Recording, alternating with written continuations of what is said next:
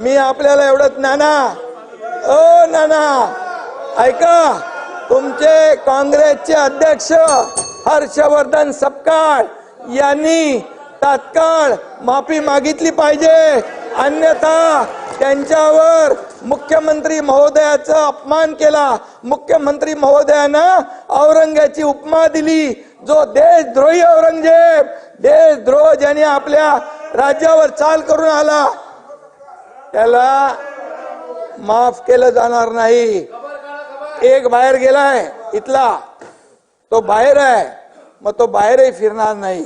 आणि म्हणून सांगतो आपल्याला, बोलताना तारतम्य बाळगून बोलायला सांगा।